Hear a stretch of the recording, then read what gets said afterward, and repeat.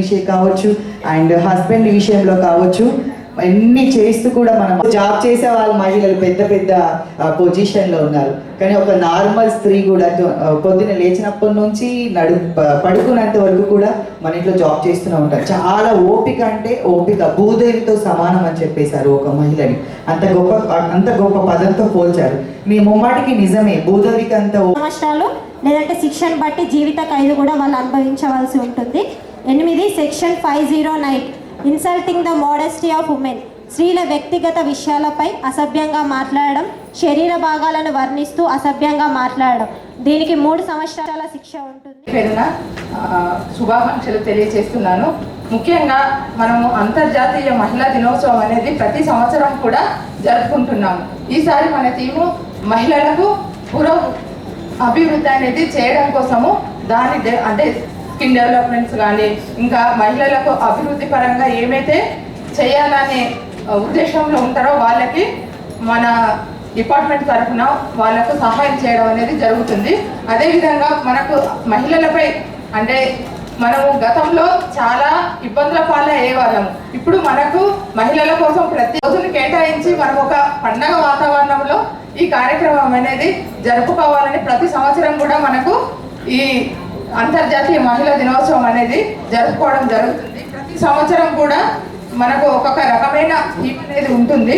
అయితే ఈసారి మాత్రం మనకు మన అభివృద్ధికి మనం ఏం చేసుకోవాలన్నది దాని గురించి చెప్పడం జరుగుతుంది. మేము గ్రామాలలో ప్రతి గ్రామంలో కూడా మహిళలకు ఎలాంటి సదుపాయాలు కల్పించాలో వాటన్నింటిని కూడా ప్రతి గ్రామంలో చెప్పడం జరుగుతుంది. ఇది ఈరోజు డిస్ట్రిక్ట్ స్థాయిలో మనం జరుపుకుంటున్నాము. ఈ అంతర్జాతీయ మహిళా దినోత్సవం జరుపుకోవడం ఎంతో సంతోషంగా ఉంది. మనం అంతకుముందు ఇలా మనము డిస్ట్రిక్ట్ లెవెల్ అయినా ఏ ప్రోగ్రామ్ అయినా జరుపుకుంటున్నామంటే తెలంగాణ ప్రభుత్వం వచ్చినాకనే ఇలా మన ఆఫీసులలో జరుపుకోవడం జరుగుతుంది. ఆ ప్రభుత్వం మస్తు ఎంకరేజ్ చేసింది. ఇప్పుడు కూడా మహిళలను ముందంజలో ఉంచడానికి అన్ని విధాలలో అందరూ ఆదుకోవడానికి మనం ఏదైనా ముందుకెళ్తామంటే మహిళలు లేనిది ఏదైనా మనగడ లేదు. మహిళ అనేది ఒక సాధికారత. మహిళ అనుకుంటే ఏదైనా సాధించగలుగుతుందని నేను అనుకుంటున్నా. నాకు ఈ అవకాశం ఇచ్చినందుకు అందరికీ నా యొక్క నమస్కారం. మహిళా దినోత్సవం ఎందుకు జరుపుకుంటాం ఒక్కసారి మనం ఆలోచించాలి. ఈ రోజు ఎందుకు జరుపుకుంటున్నాం, అసలు దాని యొక్క చరిత్ర ఏందని చెప్పి మాకు ఇక్కడ ఇవ్వడం జరిగింది. అయితే నేను అనుకుంటా ఉన్నాను, రష్యాలో మహిళలందరూ కలిసి ఇలాగే గ్యాదర్ చేసుకొని మహిళా దినోత్సవం జరుపుకున్నారు. మరి ఈ రోజు స్పెషల్ ఏంది, మన మహిళలందరూ కూడా ఏ రంగంలో సాధించిన విజయాలు, మహిళా సాధికారత, ఇంకా మనం రాబోయే కాలంలో మహిళలు ఇంకా ఏ రంగంలో కాలు మోపాలని చెప్పి ఈ ప్రోగ్రామ్ని స్పెషల్గా ఈరోజు కండక్ట్ చేయడం జరుగుతుంది. మరి మనందరికీ తెలుసు, అంతరిక్షం నుంచి భూగోళం దాకా ప్రతి రంగంలో మహిళలు కాలు మోపడం జరిగింది. కానీ ఈ ఇయర్ స్పెషల్ ఏంటంటే మన దేశానికి రక్షణ కవచలాగా మనందరూ కూడా ఆర్మీ పనిచేస్తూ ఉంటారు. ఆ ఆర్మీలో చాలా కొంతమంది దేశాన్ని రక్షిస్తూ ఉంటారు, కొంత రాష్ట్రంలో ఉంటారు పహారా గస్తీ అని. ఆ పహారా గస్తీలో ఎప్పుడు కూడా ఇప్పటిదాకా పురుషులే ఉన్నారు. కానీ ఈ ఇయర్ ఒక మహిళగా ఎలక్ట్ అయింది. దీనికి మనం అందరూ కూడా గర్వించదగ్గసిన విషయం. ఒక సమాజంలో ఆడవాళ్ళకి ఒక సమాజం పెద్ద శత్రువుగా ఉంటుంది, తల్లిదండ్రులు పెద్ద శత్రువుగా ఉంటారు.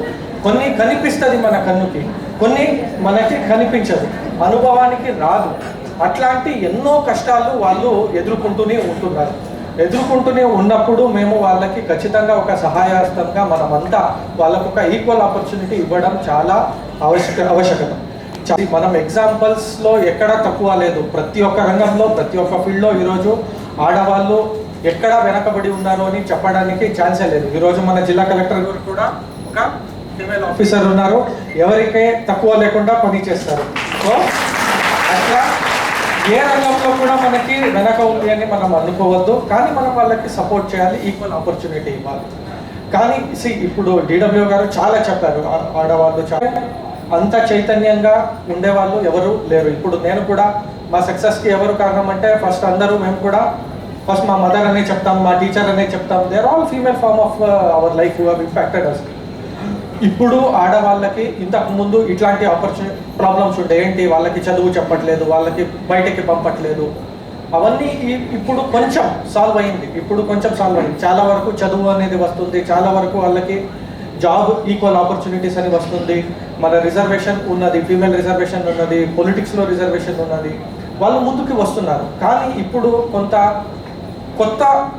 కొత్త ఇష్యూస్ వస్తున్నాయి. ఏంటి? Cyber bullying, stalking, harassment, mental harassment, ఇట్లాంటి చాలా వేరే ఇష్యూస్ వస్తున్నది. And female people especially susceptible and more ఇట్లాంటి ప్రాబ్లంకి గురి అవుతారు. అట్లాంటిది కూడా మనము దృష్టిలో పెట్టుకోవాలి ఈ విమెన్స్ డే సందర్భంగా అని చెప్తూ నాకు ఈ అవకాశం ఇచ్చినందుకు చాలా ధన్యవాదాలు. Thank you. ప్రపంచవ్యాప్తంగా ప్రతి ఏడాది మార్చి 8వ తారీఖు నాడు మనం ఉమెన్స్ డే సెలబ్రేట్ చేసుకుంటాము.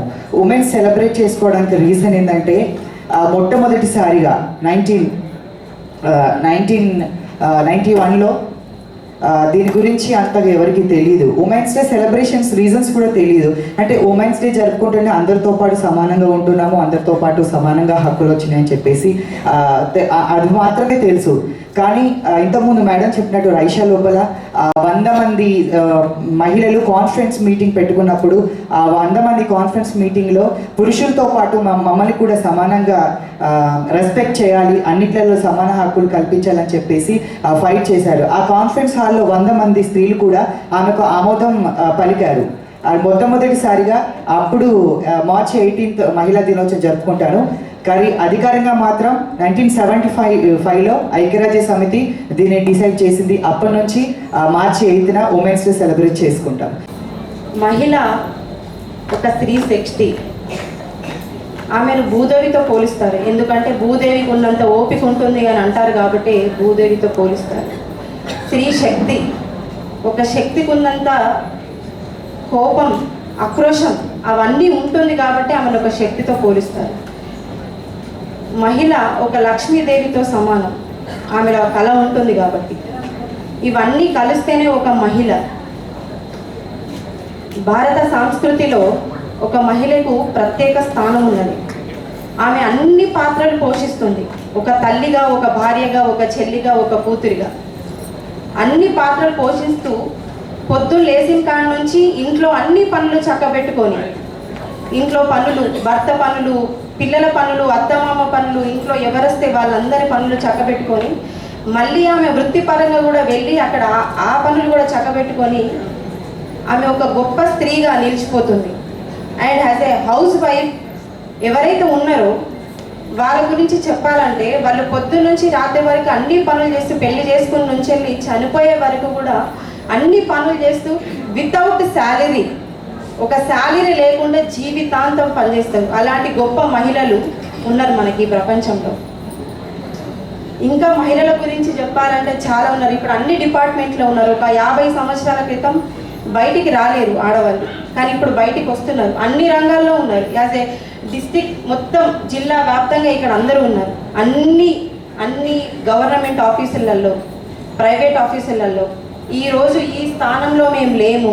భూమి నుంచి అంతరిక్షం వరకు మహిళలు ఉన్నారు, అన్ని రంగాల్లో ఉన్నారు. ఇప్పుడు ఈ మా రాజకీయాలలో కూడా 50% రిజర్వేషన్. ఎక్కడ చూసినా మహిళలు ఉన్నారు. మంచి లక్ష్యంతో బయటికి వస్తే ఖచ్చితంగా అనుకున్నది సాధిస్తారు. ప్రతి ఒక్కరికి చెప్పేది ఒకటే, ఎవరు వెనుకాడికి వేయొద్దు. ఎంతమంది ఉన్నా ఎదుర్కోవాలి, మంచి లక్ష్యంతో ముందుకెళ్ళాలి, అనుకున్నది సాధించుకొని బయటికి రావాలి. అందరికీ ముందస్తు మహిళా దినోత్సవ శుభాకాంక్షలు. మరొకసారి నాకు ఈ అవకాశం ఇచ్చిన పెద్దలందరికీ, స్టేజ్ అలంకరించిన పెద్దలందరికీ నా హృదయపూర్వక నమస్కారం. చెప్తా ఉంటా. ఎప్పుడు నేను ఎక్కడ స్కూల్స్ పోయినా, కాలేజ్ పోయినా చాలా మంది అమ్మాయిలు చెప్తా ఉంటారు. ఇప్పుడు ఇండియా ఇప్పటికి కూడా అభివృద్ధి చెందుతున్న రాష్ట్రమే. ఇన్నేళ్ళైనా డెవలపింగ్ కంట్రీ ఇండియా, అవునా కదా? అమెరికా డెవలప్ కంట్రీయా కాదా? America develop country. South Korea develop కంట్రీయా కాదా? South Korea develop country. Singapore develop కంట్రీయా కాదా? Develop country. యూరోప్ డెవలప్ కంట్రీయా కాదా? Develop country. నేను అన్ని చోట్ల పనిచేసి వచ్చిన. ఎందుకు మన ఇండియా డెవలపింగ్, అక్కడ డెవలప్ కంట్రీ చెప్పండి మీరే. మహిళా శక్తి అది. ఎక్కడైతే మహిళలు ముందరుండి పనిచేస్తారో, నేను చూసిన ఎక్స్పీరియన్స్ ద్వారా చెప్తున్నా, ఆ దేశాలు డెవలప్డ్ అవుతున్నాయి. ఎక్కడైతే అమ్మాయిలు కొద్ది అరే మేము పని చేయాల్సిన అవసరం లేదనుకుంటారో అక్కడ దేశాలన్నీ డెవలపింగ్ అయిపోయి. India example. సో మీ దయచేసి మిమ్మల్ని కోరేది ఎక్కడ అంటే, మేము మహిళలము అన్న ఆలోచన తీసేయండి. మహిళలు ఇన్ఫీరియర్ అన్న ఆలోచన తీసేయాలి ఫస్ట్. మహిళల్ని రక్షించాలి ఆలోచన తీసేయాలి ఫస్ట్. ఇప్పుడు నా కూతురు కూడా నా కొడుకుని అదే కొడుతుంది. నా బిడ్డ కూడా ఇంటే డామినేట్, వైఫే కాదు ఇంట్లో బిడ్డ కూడా డామినేట్. నేను ఎందుకు చెప్తా ఉన్నానంటే మహిళలకు ఉన్న శక్తి అట్లాంటిది. మనం ఎప్పుడో మనం ఏదో మొగోళ్ళ కంటే చిన్నోళ్ళము అలా అనుకుంటే మనం ఎప్పటికీ ఇట్లనే ఉంటాం. సో దయచేసి నా రిక్వెస్ట్ ఏంటంటే మళ్ళీ ఇవాళ మహిళా దినోత్సవం చేసుకుంటున్నాం మన అందరం, మళ్ళీ మాటలు మాట్లాడి మళ్ళీ పోవడం కాదు.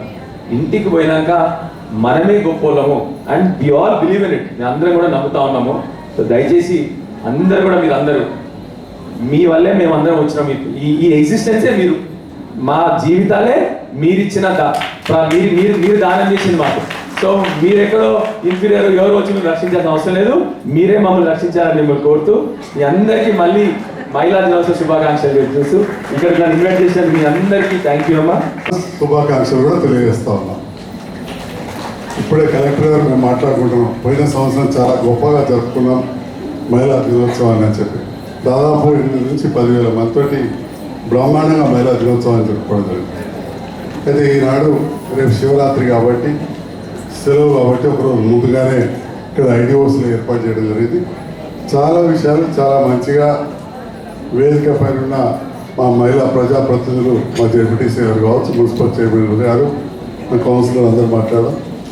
అదేవిధంగా మా దివాకర్ గారు మంచి ఒక కథ చెప్పి తమ్ముడు ఇంట్లో ఫుల్ డామినేషన్ ఉంటుందో మంచిగా ఇచ్చినట్టు చెప్పిండు. కొందరు చెప్తారు కొందరు చెప్తారు కానీ అతనికి వల్ల అయితే డామినేషన్ ఉంటుంది, లేకపోతే అట్లీస్ట్ పూర్తి స్థాయిలో సహకారం అయితే ఉంటుంది. సో ఇంట్లో ఒక మహిళా సహకారం లేనిది ఏ భర్త కూడా ముందటికి వెళ్ళలేని ఆ విషయానికి వస్తే అందరం కూడా అంతే. ఈరోజు నేను ఈ స్థానంలో ఉన్నా అంటే 100%, ఎందుకంటే మా భార్య సహకారం ఉంటుంది. తల్లి పిల్లల ఆరోగ్యం గురించి ప్రభుత్వం తీసుకుంటున్న చర్యలను చాలా సవివరంగా చెప్పారు. మరొక అడుగు ముందుకు పోతే వాళ్ళ విద్య విషయంలో ఎన్నడూ లేనండి గురుకుల పాఠశాల, ముఖ్యంగా బీద బడుగు బలైన వర్గాలు, గ్రామాల్లో ఉన్నవారు, మైనారిటీలు ఎస్పెషల్. అసలు అమ్మాయిలు ఏదో ఉర్దూ మీడియం చదువుకొని అక్కడక్కడ అయిపోయింది. ఇవాళ ఎన్ని రెసిడెన్షియల్ స్కూల్స్ ఈక్వల్గా ప్రతి కాన్స్టిట్యున్సీకి, బీసీలకు కావచ్చు, ఎస్సీలకు కావచ్చు, మన మైనారిటీలకు రెసిడెన్షియల్ స్కూల్ ఒక్కొక్క స్కూల్లో 500 నుంచి 600 మంది బ్రహ్మాండం చదువుకొని వాళ్ళ పైకి వస్తూ ఉన్నారు. ఎంత చెప్పినా తప్పే. మరి మహిళలపై వనరులు వెచ్చించండి అన్నారు. అట్లనే ఇప్పుడు కొత్త ప్రభుత్వం వచ్చింది, మహిళల పైన బాగా వెచ్చిస్తామని చెప్పి ప్రతి మహిళకు నెలకు 2,500 ఇస్తామన్నారు, పాతకు 2,000కి 4,000 ఇస్తామన్నారు. ఇక చాలా చెప్పారు. తప్పకుండా వెచ్చించాల్సిన అవసరం ఉన్నది, వెచ్చించాలి. ఇలా దాదాపు 1 కోటి పైన 1,30,00,000 మహిళలు ఉన్నారు. వాళ్ళందరూ కూడా చెప్పిన మాట ప్రకారం వనరులు వెచ్చించి వాళ్ళ సాధికారులతో ఒక ఆసననే కాకుండా వాళ్ళ కాలం మీద వాళ్ళు నిలబడే విధంగా కూడా చూడాల్సిన అవసరం ఉన్నది. అందుకని గత ప్రభుత్వం సెల్ఫ్ హెల్ప్ గ్రూప్స్ మనం బలోపేతం చేయాలనే భావనతో వివోఎల్ కావచ్చు, రిసోర్స్ పర్సన్స్ మున్సిపాలిటీలో కావచ్చు, ఏనాడు కూడా వాళ్ళకు కూడా ప్రభుత్వ పక్షాన ₹1 కూడా వచ్చేది కాదు. కానీ తెలంగాణ రాష్ట్ర తొలి ముఖ్యమంత్రి కేసీఆర్ గారు మాత్రం అటు మహిళా సంఘాలను బలోపేతం చేస్తేనే వాళ్ళ కాలం మీద వాళ్ళు నిలబడతారు, సెల్ఫ్ హెల్ప్ గ్రూప్స్ బలోపేతం చేయాలని చెప్పి అటు వివోఎస్కు ఆర్పీఎస్ కూడా గౌరవ వేతనం ఇవ్వడం జరిగింది. అంటే ఇవన్నీ ఎందుకు చెప్తా ఉన్నాం అంటే ఇవాళ టుడే థీమ్ ఇస్ దట్ మహిళలపై వనరులు వెచ్చించడం అంటే ఒకటి అదే కాకుండా ఉత్పాదకత కూడా మనం తీసుకురావాల్సిన అవసరం ఉంది. వాళ్ళని కూడా మంచి ఎంటర్ప్రెన్యూర్స్ చేయాల్సిన అవసరం ఉందని చెప్పి ఈ సందర్భంగా తెలియజేస్తూ మరి ఒక మంచి అవకాశం ఇచ్చారు. అందరూ కూడా చాలా చక్కగా వాళ్ళ సొంత అభిప్రాయాలు, అదేవిధంగా సొంత అంటే ఇంట్లో ఏ విధంగా ఉంటుంది కూడా చాలా చక్కగా షేర్ చేసుకోవడం జరిగింది. సో ముఖ్యంగా అందరు మాట్లాడింది ఒకటి ఏంటంటే మహిళ లేకుండా ఈ సమాజం లేదు, మేము లేము అని చాలా చక్కగా చెప్పడం జరిగింది. సో నిజమే అది ఇంకోటి ఎమ్మెల్యే గారు చెప్పారు, ఫస్ట్ మన శక్తిని తక్కువగా చేసుకోకుండా ఉండాలి, మనం వీఆర్ కేపబుల్ అనేది మనం గ్రహించాలి, ప్రతి మహిళ గ్రహించాల్సిన అవసరం ఉంది అనేది వారు చెప్పడం జరిగింది. So thank you for that sir. ముఖ్యంగా అదే మెసేజ్ మన అందరికీ కూడా ఇవ్వడం జరుగుతుంది. ఇంటర్నేషనల్ ఉమెన్స్ డే సందర్భంగా మనం మాట్లాడుకుంటే 1909లోనే UN 1909లోనే యునైటెడ్ నేషన్ ఇంటర్నేషనల్ ఉమెన్స్ డేగా మనం ఫస్ట్ టైం మనం సెలబ్రేట్ చేసుకోవడం జరిగింది. కానీ ఉమెన్స్ కి సంబంధించిన అంటే ఎక్కువ ఊపు ఎప్పుడు వచ్చిందంటే 1917లో రష్యన్ రెవల్యూషన్ అప్పుడు మహిళకి ఉండే శక్తిని వాళ్ళు గ్రహించి మహిళల సపోర్ట్ తీసుకొని అది రెవల్యూషన్ అనేది సాధ్యమని అప్పటి నుంచి చాలా విస్తృతంగా ప్రతి దేశంలో కూడా ఇంటర్నేషనల్ ఉమెన్స్ డే చాలా పెద్ద స్థాయిలో జరుపుకోవడం జరుగుతుంది.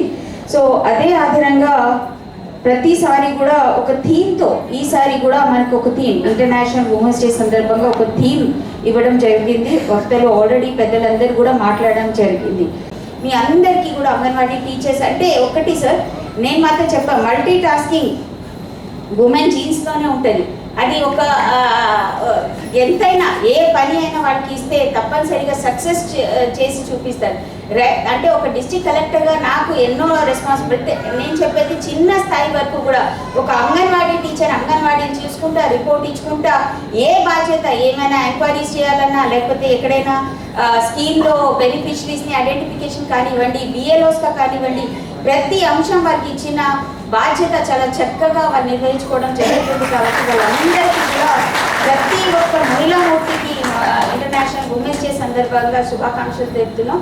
అదేవిధంగా మన నైతిక బాధ్యత సోషల్ రెస్పాన్సిబిలిటీని కూడా దయచేసి ప్రతి క్షణం మనం గుర్తుపెట్టుకొని ముందుకెళ్లాలని కోరుకుంటూ నాకు ఈ అవకాశం ఇచ్చిన, అదేవిధంగా ఇన్విటేషన్ యాక్సెప్ట్ చేసి గౌరవ ఎమ్మెల్యే కోరుట్ల గారు, ఎమ్మెల్యే గారు జగిత్యాల్ గారు, అదేవిధంగా చైర్పర్సన్ గారు, జెడ్పీటీసీ గారు, అదేవిధంగా ఒక చక్కని కార్యక్రమం కొత్త ఫస్ట్ ప్రోగ్రామ్ అయినా చాలా చక్కగా డిడబ్ల్యూ గారు నిర్వహించారు. So thank you for that and thank you for accepting the invitation. Thank you.